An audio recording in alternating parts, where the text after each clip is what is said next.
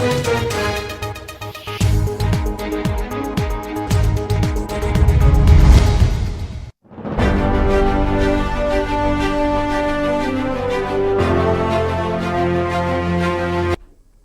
आप देख रहे हैं मिरर मीडिया। मैं हूं आपके साथ चंद्रा सिंह। स्वागत है आपका जोहार झारखंड में। चलिए रुक करते हैं अब तक की सुर्खियों पर। देवघर में उलझा केस, मारपीट का शिकार युवक ही बना छिनतई का आरोपी।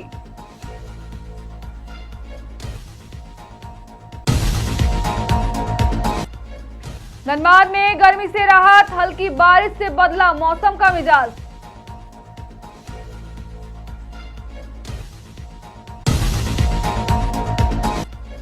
देवघर में भारतीय सामाजिक न्याय परिषद और राष्ट्रीय पिछड़ा वर्ग मोर्चा का अधिवेशन, कई मुद्दों पर हुई चर्चा।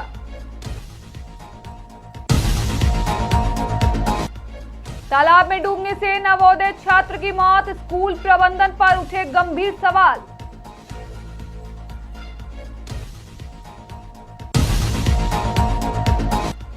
धनबाद में एयरपोर्ट की मांग पर गरमाई सियासत, सांसद प्रतिनिधि नितिन भट्ट ने विधायक अरूप चटर्जी के बयान पर किया पलटवार। अब खबरें विस्तार से। धनबाद में भीषण गर्मी से जूझ रहे लोगों को आखिरकार राहत मिल गई। पिछले कई दिनों से तापमान 40 डिग्री सेल्सियस के पार बना हुआ था, जिससे जनजीवन बुरी तरह प्रभावित हो रहा था। इसी बीच अचानक मौसम ने करवट ली और बादलों के साथ हल्की बारिश शुरू हो गई। बारिश के बाद तापमान में गिरावट दर्ज की गई और लोगों ने राहत की सांस ली। सड़कों पर भी गर्मी का असर कम हुआ है। मौसम विभाग के अनुसार आने वाले दिनों में भी बादल, बारिश और गरज चमक की संभावना बनी हुई है, जिससे लोगों को गर्मी से और राहत मिल सकती है।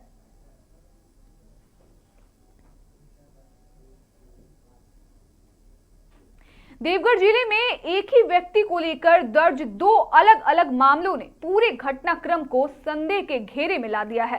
पीड़ित युवक का आरोप है कि उसके चचेरे भाई और कुछ लोगों ने घर में घुसकर मारपीट की, जिसमें परिवार के सदस्य घायल हो गए। न्याय की गुहार लेकर थाने पहुंचे युवक के अनुसार पुलिस ने दोनों पक्षों पर धारा 107 के तहत कार्रवाई कर दी। वहीं इसके बाद जसीडीह थाना क्षेत्र में उसी युवक के खिलाफ मारपीट और करीब 1,25,000 रुपए की छिनतई का मामला दर्ज किया गया। पीड़ित का दावा है कि वह घटना स्थल पर मौजूद ही नहीं था।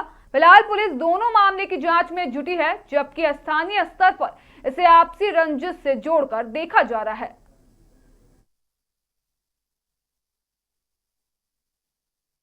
मेरे साथ यही हुआ है सर। हम लोग मतलब यहाँ पे घर में थे, वो लोग छोटू शर्मा मेरा परिवार को धकल दिया। ऐसे कौन है छोटू शर्मा? छोटू शर्मा रोशन शर्मा का भाई है।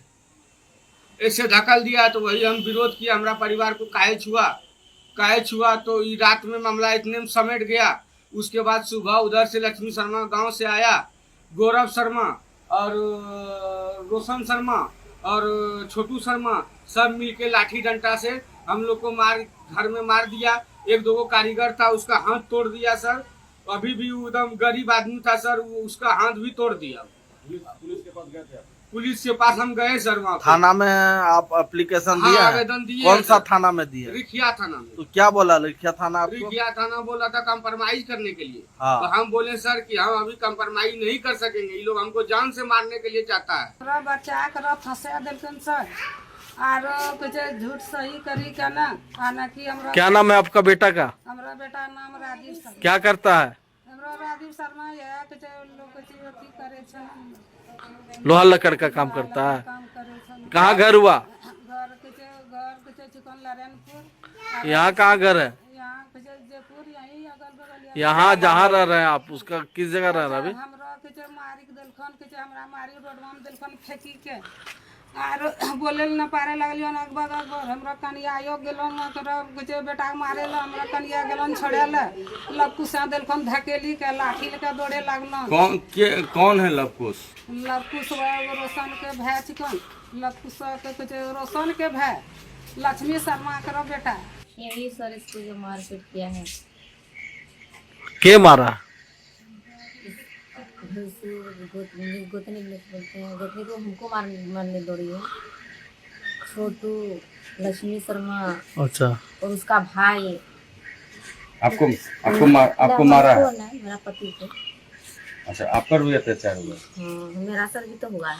आपको भी मारा? डंडा लेके हमको मारा है, गोतरी एटो फेंक के मारी है। आपके प्रति केस हुआ है तो इसमें क्या कहना, कितनी सच्चाई है इस केस में? देवघर में भारतीय सामाजिक न्याय परिषद और राष्ट्रीय पिछड़ा वर्ग मोर्चा की ओर से 1 दिवसीय अधिवेशन का आयोजन किया गया। आयोजित कार्यक्रम में YBN यूनिवर्सिटी के प्रोफेसर चांसलर रामजी यादव और प्रोफेसर डॉक्टर लक्ष्मण यादव सहित कई सदस्य शामिल हुए। इस दौरान खासकर सामाजिक न्याय, पिछड़े वर्गों के अधिकार, शिक्षा, रोजगार और संगठन की मजबूती जैसे अहम मुद्दों पर विस्तार से चर्चा की गई। इसके साथ ही वक्ताओं ने सरकार की योजनाओं और नीतियों को समाज के अंतिम व्यक्ति तक पहुंचाने की आवश्यकता पर जोर दिया। इसके अलावा ओबीसी मोर्चा के सदस्यों ने संगठन को मजबूत बनाने, अधिक से अधिक लोगों को जोड़ने और सामाजिक समरसता को बढ़ाने की अपील की। आज देवघर के इस ऐतिहासिक इलाके में, शहर में सामाजिक न्याय का, संविधान का और समाजवादी भारत बनाने का, जैसा कि हमारे देश के महापुरुषों का सपना था, इसको लेकर के एक विशाल सम्मेलन हुआ जिसमें डॉक्टर बाबा साहब अम्बेडकर को मानने वाले, डॉक्टर लोहिया को मानने वाले, बहुजन विचारकों की बात करने वाले, बुद्ध से लेकर कबीर रैदास की बात करने वाले लोगों ने इकट्ठे होकर के इस बात का चिंतन मनन किया, इस पर विचार किया कि आज इस देश में उन विचारों पर सबसे गहरा संकट है जिन विचारों की नुमाइंदगी देश का संविधान करता है। संविधान विरोधी प्रवृत्तियां तेज हो रही हैं। संविधान की संकल्पनाओं को कमजोर करने के लिए कुछ तानाशाही सरकारें। हमने YBN विश्वविद्यालय की स्थापना इस सोच के साथ हमने किया कि मैं खुद भी कॉलेज का मुंह नहीं देखा था और पढ़ाई क्या चीज़ होती है और पढ़ाई के बल पर हम कहाँ जा पाएंगे। आज जो भी फोटोग्राफ्स यहाँ लगे थे, अम्बेडकर से लेकर Surdas, Tulsidas, Kabir, Shakespeare, Munshi Premchand, Newton, Einstein, James Watt and Wright बंधु, कभी कॉलेज का मुँह नहीं देखा था। ठीक बात है, लेकिन आज जब तक धरती रहेगी हम उनकी याद करते रहेंगे। तो मैंने एक मिशन किया कि समाज का, बहुजन समाज की या जो भी समाज के बच्चे जो स्कूल नहीं जा पा रहे पैसे के अभाव में, तो मैं ऐसा स्कूल गुरुकुलम खोला हूँ जहाँ एक गरीब का बच्चा, सब्जी वाला, ठेला वाला, खुमचा वाला, रिक्शा वाला, चाय वाला, दाई, एक राजमिस्त्री के बेटा को पढ़ाने का मिशन दिया। आज मेरा विश्वविद्यालय में कभी विजिट करने का मौका मिला तो आइए। झारखंड बिहार की सबसे बड़ा इंफ्रास्ट्रक्चर की हमने यूनिवर्सिटी खोला है। 20 बिल्डिंगें हैं जो हमारा लैब, लाइब्रेरी, इक्विपमेंट से लाभालाभ है। हम कहते हैं अपने समाज के लोगों से 4 साल अपने बच्चों को मेरे को दे दीजिए, 40 साल के लिए उसका लाइफ लिख दूंगा। नौकरी का और काम का कमी नहीं है। पूरा वर्ल्ड ग्लोबलाइजेशन हो गया। आज यहाँ से 2 घंटा में मुंबई, 2 घंटा। धनबाद जिले के गोविंदपुर थाना क्षेत्र से एक बेहद दर्दनाक घटना सामने आई है, जहां सैर सपाटे के दौरान एक छात्र की तालाब में डूबने से मौत हो गई। जानकारी के अनुसार जवाहर नवोदय विद्यालय बेनागोरिया निरसा के करीब 12 छात्र पहाड़पुर तालाब घूमने पहुंचे थे। इसी दौरान नहाते वक्त एक छात्र गहरे पानी में चला गया और डूब गया। स्थानीय लोगों की मदद से उसे बाहर निकाला गया, लेकिन तब तक उसकी जान जा चुकी थी। मृत छात्र की पहचान आयुष टोपो के रूप में हुई है, जो हजारीबाग का रहने वाला था। घटना की सूचना मिलते ही पुलिस मौके पर पहुंची और आगे की कार्रवाई में जुट गई। इस हादसे के बाद स्कूल प्रबंधन की भूमिका पर भी गंभीर सवाल उठ रहे हैं। देखिए, ये बड़ी दुख के साथ कहना पड़ रहा है कि ये बच्चा जो है ना निरसा एरिया में पढ़ता है, नवोदय स्कूल का है। इन लोग टोटल इस पंचायत में मेरे इस तालाब में नहाने के लिए 12 बच्चा आया था और इससे पहले पूर्व में भी बहुत बार इन लोग आ चुका है। तो बड़े अफसोस के साथ कहना पड़ रहा है कि ये लड़का तालाब में इस पार से उस पार हो रहा था। इसी बीच उसका बीचों बीच में हमको लग रहा है कि इसको तैरने का आदत नहीं था, वह रुक गया और वहीं पर डूब गया और डूब जाने के कारण जो है लड़का डेथ कर गया। ये लड़का हजारीबाग के हैं। बात रहा कि और ख़ास करके देखिए, हमारे ये जो नवोदय स्कूल है, हम तो इसमें दोषी उन्हीं को ठहराएंगे। इनके ऊपर बेनागोरिया नवोदय स्कूल जितने भी हमारे प्रिंसिपल से लेके जितना भी टीचर है, कठोर से कठोर कानून इन लोगों के ऊपर सरकार विभाग कसे और इन लोगों को तुरंत सस्पेंड करने। धनबाद के बरोरा थाना क्षेत्र में पुरानी रंजिश को लेकर हुई दिन दहाड़े फायरिंग के मामले में पुलिस ने बड़ी कार्रवाई करते हुए 2 आरोपियों को गिरफ्तार कर लिया है। घटना के बाद पीड़ित ने बरोरा थाना में गौरव चौहान, अनीश चौहान, पवन यादव, विशाल चौहान, नीरज समेत 3 अज्ञात लोगों के खिलाफ मामला दर्ज कराया था। इस मामले में ग्रामीण एसपी एस मोहम्मद याकूब ने जानकारी देते हुए बताया कि त्वरित कार्रवाई करते हुए नामजद अभियुक्त विशाल चौहान और अनीश चौहान को छापेमारी कर गिरफ्तार कर लिया गया है। वहीं विशाल और अनीश चौहान का पूक से भी आपराधिक इतिहास रहा। बरोरा थाना में ही मामले भी दर्ज किए गए हैं। फिलहाल पुलिस अन्य फरार आरोपियों की गिरफ्तारी के लिए लगातार छापेमारी में जुट गई है।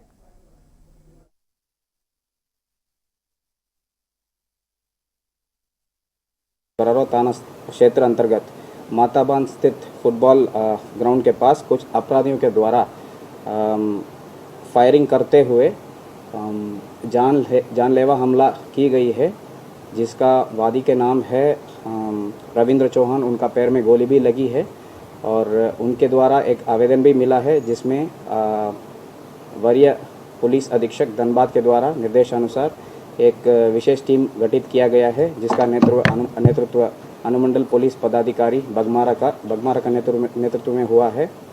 इनके द्वारा गठित की गई एक स्पेशल टीम के द्वारा त्वरित कार्रवाई करते हुए घटना में शामिल 2 अपराध कर्मियों को अरेस्ट हुआ है, जिनका नाम है अनीश चौहान, विशाल चौहान। दोनों बरोरा थाना का रहने वाले हैं और इनका निशानदेही के अनुसार घटना में प्रयुक्त एक देसी पिस्टल, एक देसी कट्टा और घटनास्थल से हमको जिंदा कारतूस और कोका भी बरामद किया गया है और इनका निशानदेही के अनुसार यह भी बरामद किया गया है जिंदा को कारतूस और गोली भी। मोटिव है इन लोगों के बीच में पहले से ही खुन्नस था, तो उसी के चलते हुए इन लोगों के बीच में ये हुआ है और जो अरेस्ट हुए हैं इनके। बागमारा क्षेत्र में अवैध कोयला कारोबार पर लगाम कसने के लिए रविवार को सुरक्षा बलों और प्रबंधन ने संयुक्त रूप से बड़ी कार्रवाई की। बीसीसीएल के बरोरा और गोविंदपुर क्षेत्रों में की गई छापेमारी के दौरान भारी मात्रा में अवैध कोयला बरामद किया गया। इस छापेमारी में अवैध कोयले से लदा एक मिनी हाईवा जब्त किया गया। अधिकारियों के अनुसार इस अवैध कारोबार में संलिप्त लोगों की पहचान की जा रही है और उनके खिलाफ कानूनी कार्रवाई की प्रक्रिया शुरू कर दी गई है। वहीं प्रशासन और बीसीसीएल प्रबंधन का कहना है कि क्षेत्र में अवैध खनन को किसी भी कीमत पर बर्दाश्त नहीं किया जाएगा और असामाजिक तत्वों के खिलाफ इस तरह का सख्त अभियान आगे भी निरंतर जारी रहेगा।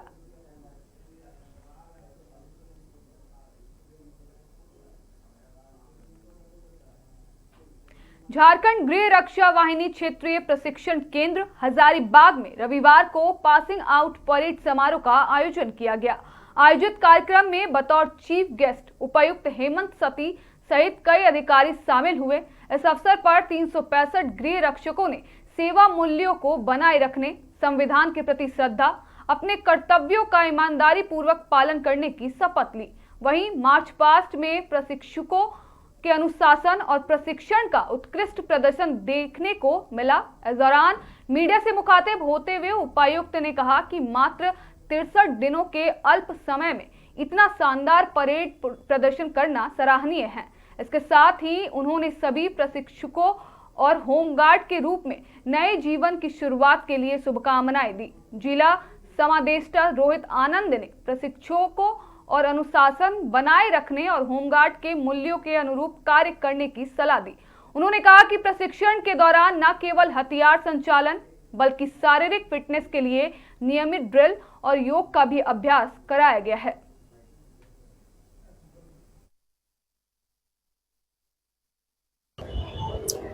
आज 355 जो प्रशिक्षु थे वो गृह रक्षा वाहिनी के सदस्य बन गए और लगभग इसमें से अधिकांश जो गृह रक्षक हैं वो गिरिडीह जिला से संबंधित हैं। सभी लोग यहाँ से अपनी सेवाएं देने के लिए गिरिडीह में जाएंगे और इन लोगों का लगभग 63 डेज़ का प्रशिक्षण रहा।